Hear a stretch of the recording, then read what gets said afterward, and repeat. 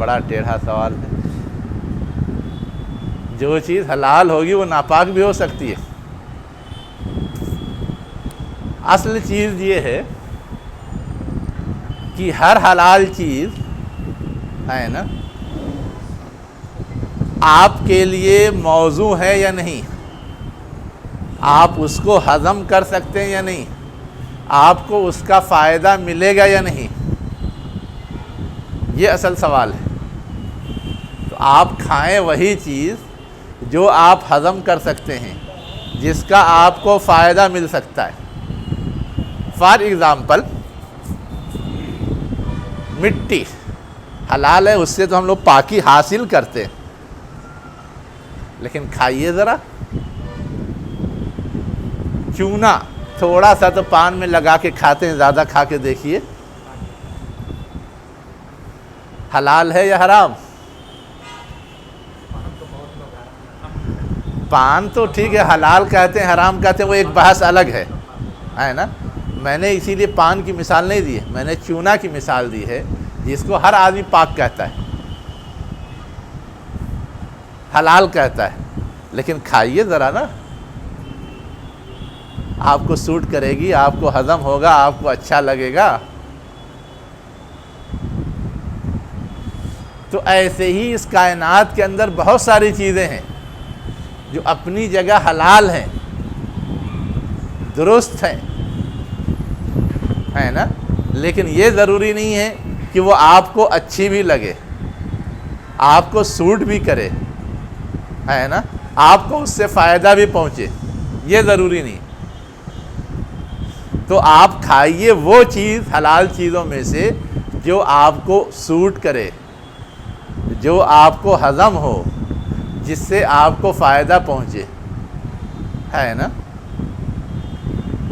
اب آپ آم کھاتے ہیں, آم کی بیج حرام تو نہیں کی گئی ہے, لیکن کیوں نہیں کھاتے ہیں.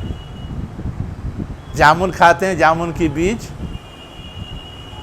حرام تو نہیں کی گئی ہے, وہ مجبوری میں پیس کر کے دوا کی شکل میں کھاتے ہیں, ایک الگ مسئلہ ہے, لیکن حرام تو نہیں کی گئی ہے. عام حالات میں اگر آپ کھائیں تو آپ ہضم نہیں کر پائیں گے, اس لیے آپ نہیں کھاتے. تو کسی چیز کے حلال ہونے کا یہ مطلب نہیں کہ وہ کھا بھی لیا جائے. حلال کے ساتھ ساتھ جو دوسری چیز مزید دیکھنے کی ہوتی ہے وہ یہ کہ وہ ہمارے لیے نفع بخش ہے یا نہیں. تو اصلاً طیب کی صفت جو ہے اس بات کو بتانے کے لیے یا انڈیکیٹ کرنے کے لیے اس کے ساتھ جڑی ہوئی ہے,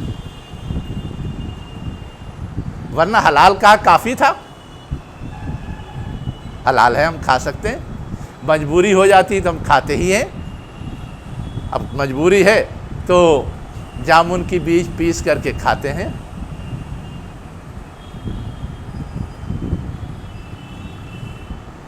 تو ایک بات تو یہ یہاں سمجھنے کی تھی,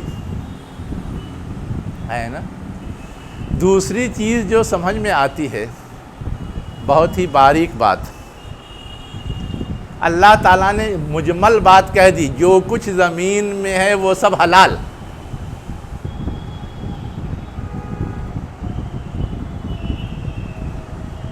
اور حرام کیا چیز؟ جس کے بارے میں اللہ نے ڈکلیئر کیا کہ وہ حرام, وہ حرام. جس کے بارے میں اللہ تعالیٰ نے ذکر کیا کہ حلال, وہ حلال. لیکن حرام کی فہرست تو گنا دی گئی, یہ حرام, یہ حرام, یہ حرام, یہ حرام. حلال کی فہرست نہیں گنائی گئی. جو کچھ زمین میں ہے سب تمہارے لیے کیا ہے؟ حلال ہے. اسی سے یہ اصول پایا جاتا ہے کہ ہر چیز کائنات کے اندر اپنی جگہ صحیح ہے, حلال ہے, سوائے ان چیزوں کے جس کے بارے میں ڈکلیئر کیا گیا ہے کہ حرام ہے. جس کے بارے میں کوئی ڈکلیئریشن نہیں ہے وہ اپنی اصل میں حلال ہی سمجھی جائے گی. اب لوگ اس کا فائدہ نقصان دیکھ کر کے حلال حرام کا فتویٰ لگاتے ہیں اور اس میں اختلاف ہو جاتا ہے. کیا ہو جاتا ہے؟ اس میں اختلاف ہو جاتا ہے. لیکن اصول یہ دونوں طے شدہ ہے کہ جس کے بارے میں حرمت کا ڈکلیریشن ہے وہ حرام، جس کے بارے میں کوئی ڈکلیریشن نہیں ہے وہ حلال، اس لیے کہ یہاں بغیر ڈکلیریشن کے کہا جا رہا ہے وہ حلال ہے، وہ کھاؤ تم جو کچھ زمین میں ہے۔ زمین سے باہر ہم آسمان پہ تو کوئی چیز کھانے نہیں جاتے، اور زمین پر کا مطلب یہ ہے کہ جو زمین کے اوپر ہے، جو زمین کے اندر ہے، سب۔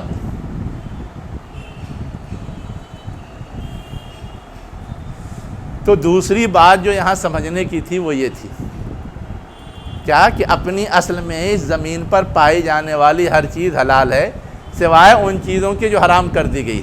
اب کیا کیا حرام کی گئی وہ فہرست الگ آئے گی، یہ دوسری بات سمجھنے کی ہے۔ اب اس کے بعد آگے کیا کہا جا رہا ہے؟ وَلَا تَتَّبِعُوا خُطُوَاتِ الشَّيْطَانِ، اور تم پیروی نہ کرو شیطان کی نقش قدم کی۔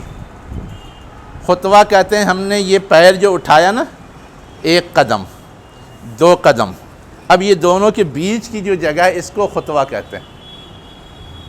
بعض لوگ نقش قدم، بعض لوگ دو پاؤں کے یا دو قدم کے فاصلے درمیان کا فاصلہ یہ مراد لیتے ہیں۔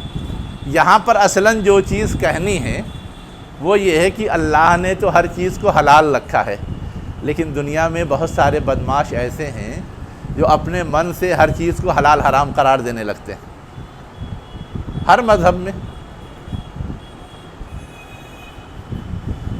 تو اب اگر اس کی پابندی کی جائے گی تو گویا انسان زیادہ سختیوں میں مبتلا ہو جائے گا، زیادہ پریشانیوں میں پڑ جائے گا۔ اس لیے کہا گیا وَلَا تَتَّبِعُوا خُطُوَاتِ الشَّيْطَانِ، شیطان کے نقش قدم کی پیروی نہ کرو۔ یعنی شیطان نے بہت ساری چیزیں سجھا کر کے جو تم کو حرام ٹھہرا دی ہیں، ہے نا، تم کو یہ سمجھا دیا ہے کہ یہ مت کھاؤ، اس کا نقصان ہوگا، ہے نا۔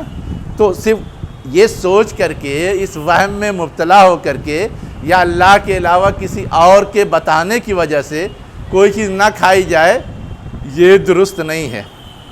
اب اگر اس کو آپ سمجھنا چاہتے ہیں تو پچھلے مذاہب یا جو دوسرے مذاہب ہیں اس میں کیا چیز حلال ہے کیا چیز حرام ہے اس کی فہرست معلوم کر لیجئے، آپ کو سمجھ میں آ جائے گا۔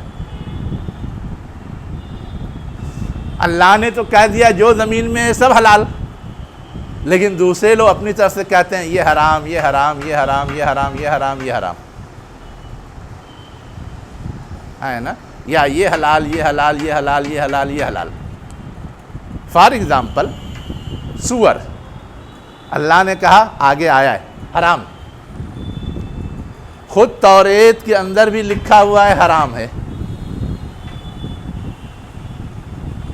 انجیل کے اندر بھی لکھا ہوا ہے حرام ہے، پھر بھی دونوں شوق سے کھاتے ہیں، یہودی اور عیسائی دونوں کھاتے ہیں، حلال ٹھہرا لیا، کیا کر لیا؟ حلال ٹھہرا لیا، ہے نا۔ حضرت دوسری بات یہ ہے کہ ان کے یہاں اونٹ حلال تھا، خود سے حرام ٹھہرا لیا۔ ان کے یہاں چربی حلال تھی جیسے ہمارے یہاں حلال ہے جانور کی، انہوں نے خود سے حرام ٹھہرا لیا، تو اللہ تعالیٰ نے بھی ان کو اور سختی میں مبتلا کرنے کے لیے حرام کر دیا تھا، لیکن اصلاً وہ حلال تھا۔ یہ تو ان کی فہرست ہے، اور جو دوسرے مذاہب کے ماننے والے ہیں، ہے نا، ان کے مذہبی کتابوں میں بھی یہ ہے کہ مردار جو ہے وہ حرام ہے، نقصان پہنچاتا ہے، خود تو نہیں کھاتے برہمن، لیکن انہی جیسے انسان جو انہی کے ون ویوستھا نظام کے تحت آتے ہیں، شودر، ڈوم، چمار، وہ مردار کھاتے ہیں۔ آپ کی گائے مر جائے، آپ کی بھینس مر جائے، آپ کا مرغ مر جائے، لے جائیں گے کاٹ پیٹ کے کھا جائیں گے۔ ہاں، مردہ چوہا بھی کھاتے ہیں، زندہ چوہا بھی کھاتے ہیں، وہ ایک الگ بحث ہے کہ سانپ، بچھو، چوہا سب کھاتے ہیں، ہے نا، گیدڑ، بانر، بندر سب کھاتے ہیں، ہے نا، لیکن جو چیز ان کے یہاں حرام ہے وہ بھی کھاتے ہیں، اور جس کے بارے میں کوئی کلیئر کٹ بات نہیں ہے اس کو بھی حلال ٹھہرا کے کھاتے ہیں، اس کو بھی کیا کرتے ہیں؟ حلال ٹھہرا کے کھاتے ہیں۔ اور جو چیز حلال تھی اس کو حرام کر دیا۔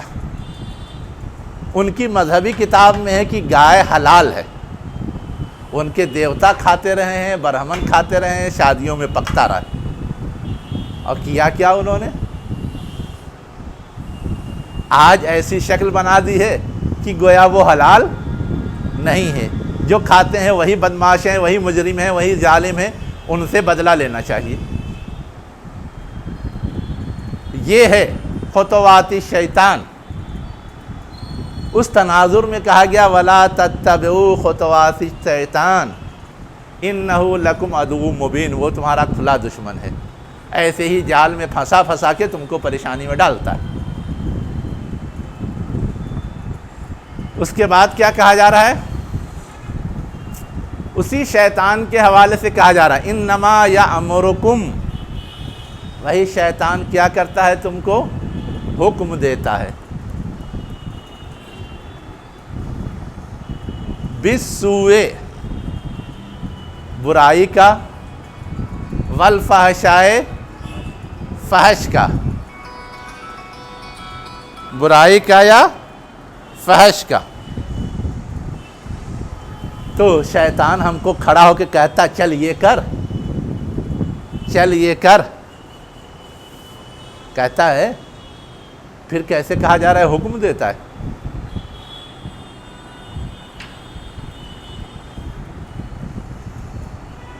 کیسے کہا جا رہا ہے؟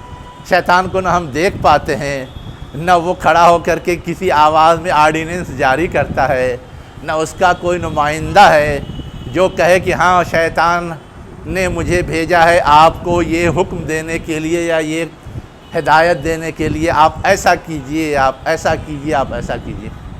پھر کیا کرتا ہے؟ نفس کو ابھارتا ہے۔ تو یہ کہنا چاہیے نا کہ شیطان نفس کو ابھارتا ہے۔ کہا تو گیا شیطان تم کو حکم دیتا ہے۔ اب کیا مطلب ہوگا اس کا؟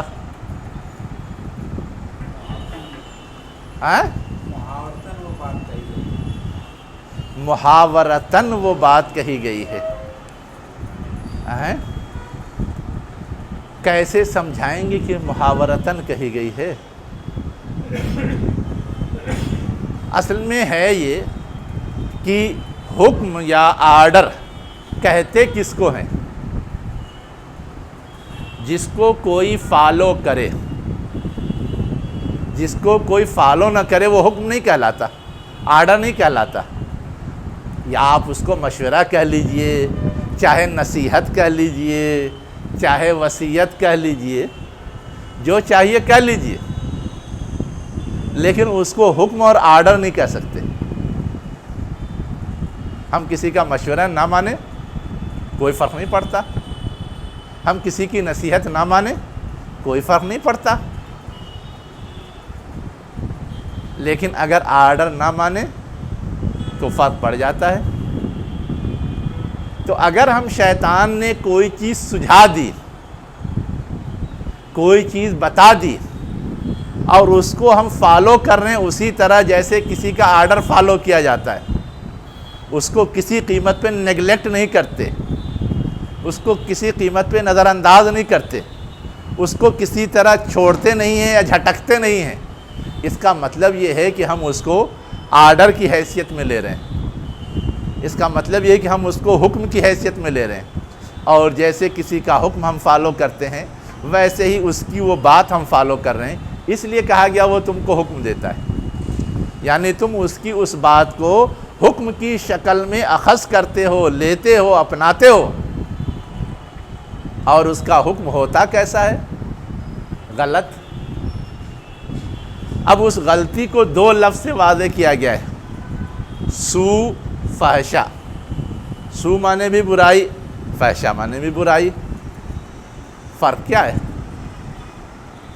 فحشا بھی ہم بری چیز ہی کو کہتے ہیں نا۔ اب چاہے کوئی گالی دے اس کو ہم فحش کہیں، چاہے کوئی زناکاری کرے اس کو ہم فحش کہیں، لیکن وہ بھی تو بری ہی چیز ہے نا. پھر فرق کیا ہے؟ یہ دو لفظ کیوں آیا؟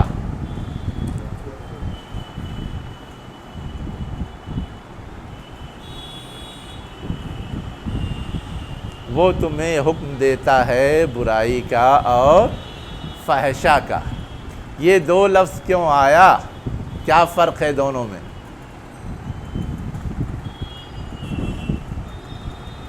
کچھ سمجھ میں آ رہا ہے؟ عام بول چال میں تو ہر خراب چیز، غلط چیز کو ہم برائی بھی کہتے ہیں، فحش بھی کہتے ہیں.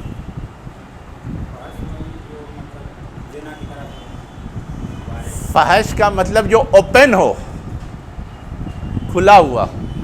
سو کے لیے ضروری نہیں ہے کہ وہ اوپن ہو، کھلا ہوا ہو، ہے نا. مثلا بغض ہے، کینہ ہے، آپ دل میں چھپائے رہیے. حسد ہے، آپ دل میں رکھے رہیے، چپکے چپکے کرتے رہیے. کسی کے خلاف کوئی بری چال چلنی ہے، آپ چپکے چپکے چال چلتے رہیے. تو یہ تو سو سمجھ میں آ جاتا ہے. لیکن جو چیز اوپنلی کی جائے، ہے نا، وہ کچھ زیادہ بری ہوتی ہے، گھناؤنی ہوتی ہے. کیوں؟ اس لیے کہ اس کا اثر دوسرے غیر متعلق لوگ بھی قبول کرنے لگتے ہیں. اب آپ فیشن بازی کیجئے. کیا کیجئے؟ فیشن بازی. تو وہ فیشن بازی صرف آپ ہی تک رہتی ہے یا سماج میں اس کا اثر اور دوسرے لوگوں پہ پڑتا ہے؟ آپ دکھاوا کیجئے، شادی میں اسراف کیجئے، آپ ہی تک اثر رہتا ہے یا اس کا اثر دوسروں پہ پڑتا ہے؟ تو اصل جو فحشہ کہتے ہیں اس طرح کی برائی کو جو دوسروں کو سمیٹ لے، ملوث کر دے، مبتلا کر دے اسی طرح کی برائی میں یا اسی طرح کی خرابی میں. تو یہ ایک خاص چیز ہے. اور سو کیا ہے؟ ایک عام چیز ہے، کامن ہے نا. تو اسی لیے پہلے سو بتایا گیا، کامن چیز، لیکن اس میں ابھری ہوئی چیز جو تھی اس کو ابھار کے رکھا گیا تاکہ اس کا نقصان، اس کی خرابی ذہنوں میں مستحضر ہو جائے اور اس سے بچنے کی زیادہ کوشش ہو. اس لیے کہ اس کا اثر پھیلنے والا ہے تو وہ زیادہ اس بات کی مستحق ہے کہ اس سے بچا جائے. اس لیے کہا گیا وہ تمہیں حکم دیتا ہے سو اور فحشہ کا. دو بات. تیسرا کیا؟ وَأَن تَقُولُوا عَلَى اللَّهِ مَا لَا تَعْلَمُونَ. کیا ہے؟ مَا لَا تَعْلَمُونَ. اور تیسری بات کیا ہے؟ کہ تم کہو اللہ پر وہ بات جو تم جانتے نہیں. یعنی اللہ کے سلسلے میں ایسی رائے رکھو، ایسا اظہار خیال کرو، ایسی ٹپڑی کرو کہ اس کے لیے تمہارے پاس نہ کوئی علم ہو، اس کے لیے نہ تمہارے پاس کوئی دلیل ہو، لیکن کہے جا رہے. اب اس میں سب سے ابھری ہوئی چیز کیا ہے؟ شرک. اللہ ایک نہیں، ایک سے زیادہ ہے، اس کی کوئی دلیل نہیں، لیکن شیطان یہ سجھاتا ہے اور جو مشرک میں مبتلا ہے وہ کہتے ہیں شرک اچھی چیز ہے نا. شرک نے، شیطان نے سجھا دیا حضرت عیسیٰ اسی طرح لوگوں کو زندہ کرتے ہیں جس طرح اللہ زندہ کرتا ہے، تو وہ بھی اللہ میاں ہو گئے. سجھا دیا اور ہم کہنے لگے ہاں وہ اللہ میاں ہے.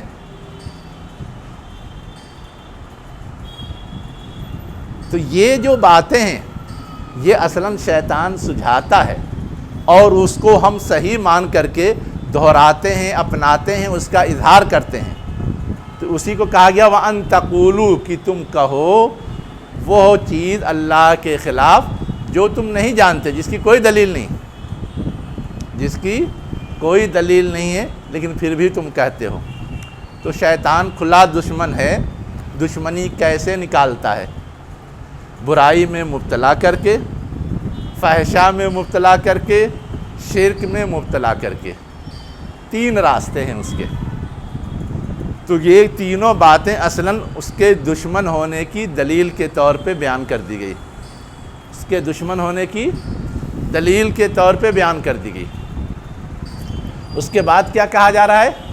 وَإِذَا قِيلَ لَهُمْ، اب جو لوگ شیطان کے اس طرح شکار ہو جاتے ہیں، جب قیلہ کہا جاتا ہے لہم ان سے، یعنی شیطان کی پیروی کرنے والوں سے، اتبعوا اتباع کرو، پیروی کرو، ما انزل اللہ، جو چیز اللہ نے نازل کی ہے۔ انزلہ نازل کیا ہے اللہ نے۔ اللہ نے کیا نازل کیا ہے؟ قرآن، یا زیادہ سے زیادہ اس کو پھیلائیں گے تو ساری آسمانی کتابیں۔ تو قرآن کی پیروی کرو یہ کہا جائے یا آسمانی کتابوں کی پیروی کرو یہ کہا جائے؟ کوئی بھی مفہوم مراد لیں، اصل چیز یہ ہے کہ اللہ کی ہدایت کی پیروی کرنی ہے، لیکن وہ کیا کرتے ہیں؟ اس سے منہ موڑتے ہیں۔ قرآن سے کا تو انکار کر ہی رہے تھے، لیکن ان کے پاس جو دوسری آسمانی یا الہامی کتابیں تھیں اس میں بھی اپنے من کے مطابق بہت کچھ بدل ڈالا تھا، تو وہ بھی تو اس کے احکامات سے منہ موڑنا ہوا یا اس کی خلاف ورزی کرنی ہوئی، اس کی اتباع سے گریز ہوا۔ اسی کو کہا جا رہا ہے کہ جب انہیں کہا جاتا ہے کہ تم پیروی کرو اس کی جو اللہ نے نازل کیا ہے، قالو، تو وہ کہتے ہیں، کیا کہتے ہیں؟ جو نازل کیا گیا ہے اس کی پیروی ہم نہیں کریں گے۔ کس کی کریں گے؟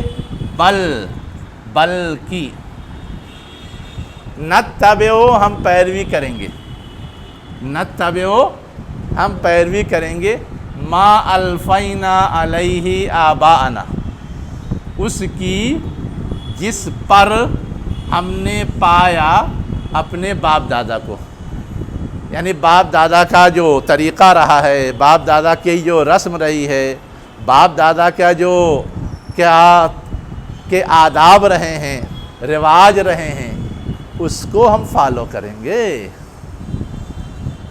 کہا جائے گا کہ 5 آدمی سے شادی کرو، ارے میرے باپ دادا تو 1000 لوگوں کو دعوت کھلاتے تھے، میں نہیں کھلاؤں گا تو لوگ کیا کہیں گے؟ وجدنا علیہ آبانا، ہمارے باپ کی مہر تو 500 روپے تھی، میں 50,000 رکھ دوں گا آج کی تاریخ میں، تو لوگ کیا کہیں گے؟ 500 رہے گی، 551 روپیہ۔ وجدنا علیہ آبانا، یہ ہے وجدنا علیہ آبانا ہمارے یہاں۔ باقی وہ جس تناظر میں کہہ رہے تھے وہ یہ کہ ہمارے باپ دادا جس کتاب کو مانتے تھے، جس نبی کو مانتے تھے، ہم اسی کی پیروی کریں گے۔ یہ نیا نبی جو آیا ہے، یہ نئی کتاب جو آئی ہے، اس کو ہم نہیں مانیں گے۔ یہ اصلاً کون کہتے تھے؟ اہل کتاب جو بگڑے ہوئے تھے، انہوں نے تو سب تماشا کر لیا تھا۔ تو خاص سیاق میں تو وہ مانا ہے، لیکن عام جب اس کو لیا جائے گا تو ہر طرح کی اس طرح کی خرابی جو ہے وہ اس میں مراد ہوگی۔ بلکہ ہم نے پایا، ہم اتباع کریں گے اس کی جس پر ہم نے پایا اپنے باپ دادا کی، جس پر ہم نے اپنے باپ دادا کو پایا ہے۔ اب یہ الفا مانے پانا ہوتا ہے، یہ قرآن مجید میں دوسری جگہ بھی آیا ہے۔ مثلا یوسف علیہ السلام کا قصہ پڑھا ہوگا، ہے نا؟ تو یوسف علیہ السلام جب بھاگے تھے، بیوی جب بہلا پھسلا کے پھنسانے کی کوشش کر رہی تھی، تو اس وقت دروازے پر کوئی مل گیا تھا، تو وہاں پر کیا تعبیر آئی؟ الفیا علی الباب، ان دونوں نے پایا دروازے پر۔ کن دونوں نے پایا؟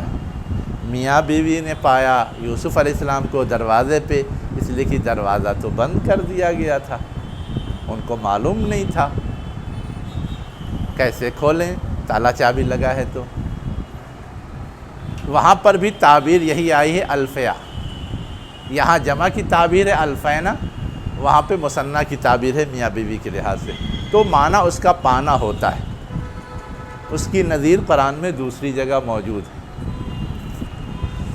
اب یہ کہا جا رہا ہے کہ تم یہ کہتے ہو کہ باپ دادا کے طریقے کی پیروی کریں گے، تو اولو کانا، کیا اگر وہ یعنی تمہارے آبا ہوں لا یعقلون شیئا، کسی چیز کو سمجھ نہیں رہے ہوں،